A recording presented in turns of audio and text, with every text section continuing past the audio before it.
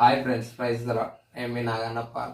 సోదరులారా, ఈరోజు జనవరి 31 2024 ప్రార్థన విన్నపంగా ఈ వీడియో పెడుతూ ఉన్నాను. శత్రువైన సాతాను ఏదో ఒక విధంగా కృంగదీయడానికి మరి కుటుంబంలో మరి ఆర్థికంగా అనారోగ్యంగా ఏదో ఒక విధంగా కృంగదీయడానికి శతవిధాల ప్రయత్నం చేస్తూ ఉన్నాడు. దయచేసి నా ఆరోగ్యం కొరకు, నా పరిచర్య కొరకు, నా కుటుంబం కొరకు ప్రార్థన చేయండి. నా ప్రియమైన సహోదరి సహోదరులారా, మంచం మీదనే ఉండి ప్రతి క్షణము ఈ శరీరంతో